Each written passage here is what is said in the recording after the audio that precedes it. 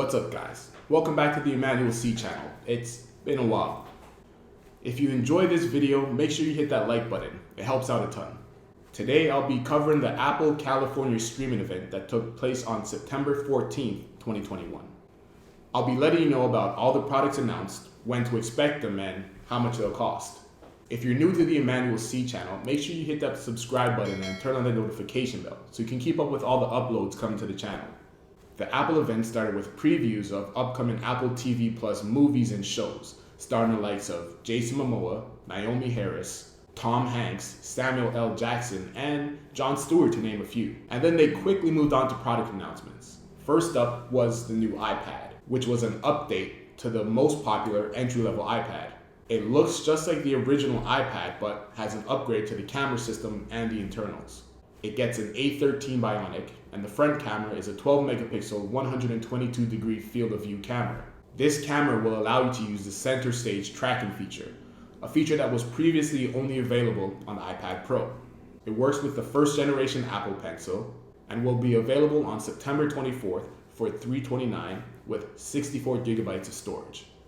Next up came the iPad mini, which did receive a significant redesign. It now matches the design of the iPad Air and the iPad Pro. Flatter sides, rounded corners, and new colors. The screen is a larger 8.3-inch liquid retina display thanks to its all-screen design with narrow borders. The screen features wide colors, true tone, 500 nits of brightness, and an anti-reflective coating. With no home button, Touch ID has been moved to the top button, just like on the iPad Air. It has an A15 Bionic, even though it doesn't seem like they explicitly mentioned this in the event. More on the A15 Bionic later.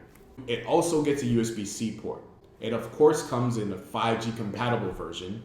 The back camera is a 12 megapixel sensor that can record in 4K, and the front camera is the same 12 megapixel ultra wide with 122 degree field of view. So it also supports the center stage tracking feature. This iPad mini is compatible with the second gen Apple Pencil that will magnetically clip to the side for charging.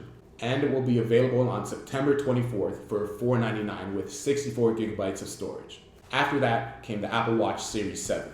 A lot of people were expecting a big redesign matching that of the iPad mini. Looks like the prophet Jon Prosser was wrong on this one, or maybe he was just too early, but refinements were made.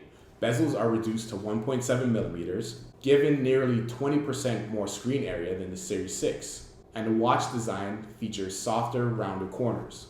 The UI has been redesigned, given larger buttons, room for 50% more text on screen, and an on-screen QWERTY keyboard for swipe typing. The always-on screen is 70% brighter. The watch gives you 18 hours of battery life and charges 30% faster. And apparently 8 minutes of charge is enough for 8 hours of sleep. It comes in 5 new colors: aluminum, stainless steel, titanium, and new Nike and Hermes versions. No new health sensors added this year, and the watch actually has the same S6 chip as the Series 6. It will be available this fall. No specific date has been announced and will cost $399. After the Apple Watch, the event moved on to iPhones. It will in fact be called the iPhone 13. It seems they didn't view this too unlucky of a number. The iPhone 13 has the same basic design as the iPhone 12, except diagonal cameras. Also, the notch is 20% smaller in terms of screen real estate. The same goes for the iPhone 13 mini, so we do in fact have 2 years of mini iPhones. And both the 13 and 13 mini have a larger battery, but no specifics in terms of how much bigger than the 12s. The screen on both is 28% brighter, up to 800 nits with a peak brightness of 1200 nits when viewing HDR content. They come in the same 6.1 and 5.4 inch screen sizes, and both get the A15 Bionic chip, a 5nm 6-core CPU with 2 high-performance cores and 4 high-efficiency cores, a 4-core GPU, and a 16-core neural engine. When it comes to cameras, the wide camera captures 47% more light than the iPhone 12. And both the 13 and 13 mini have sensor shift optical image stabilization, a feature that was previously only available on the iPhone 12 Pro Max. And when it comes to video, they've added cinematic mode, which gives you the ability to rack focus, a filmmaking technique of changing the focus of a lens during a continuous shot. Think of it as portrait mode for video. You can tap to focus while filming, but they also have a lot of automatic focusing built in with their AI, anticipating when new subjects will enter the frame or when a subject will look to an object in frame and switch focus for you. There are a lot of pro features coming to the regular iPhones. With all these upgrades, the 13 mini will get 1.5 hours more battery life than the 12 mini. And the 13 will get 2.5 hours more battery life than the 12 did. The 13 mini starts at $699 for 128 gigabytes of storage, and the 13 starts at $799 for 128 gigabytes of storage. Both will be available on September 24th. And finally, the 13 Pro and 13 Pro Max.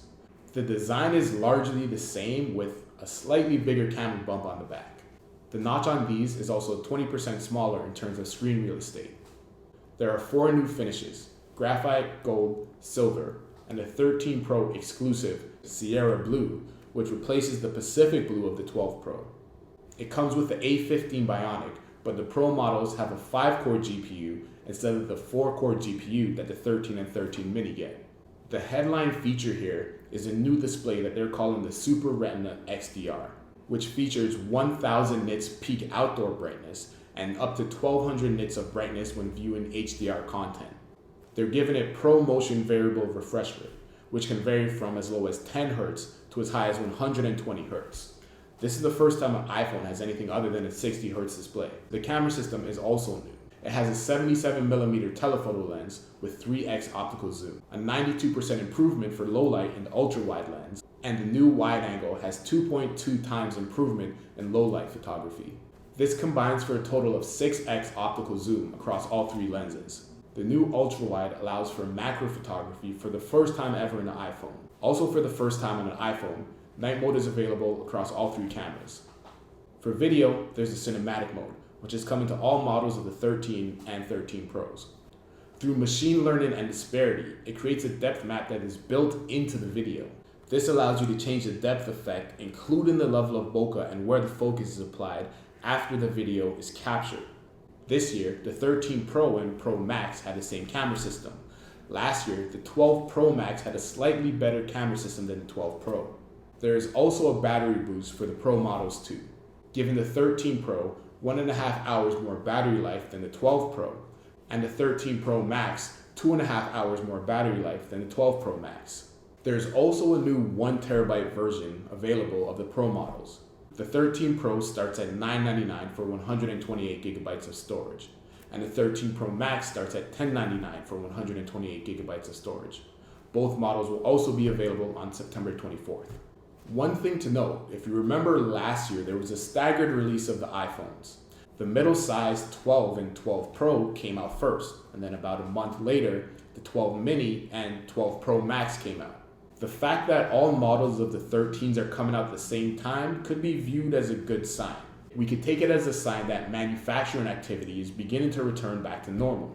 Possibly the global chip shortage is beginning to ease up if they're able to get all models of iPhones out at the same time, especially compared to where we were last year. Also to be noted, there are no AirPods and no Mac updates. Rumors point to another Apple event happening later on this year. If you would like a more in-depth conversation about this event, be sure to check out my podcast, We Need to Talk About Tech, at the link down below. That's it for this episode. If you enjoyed this video, be sure to hit the like button. It really helps out a ton. And leave a comment for any topics you were interested in. Are you someone looking to get a new phone, or are you not impressed with the changes Apple made this year? Thank you so much for watching.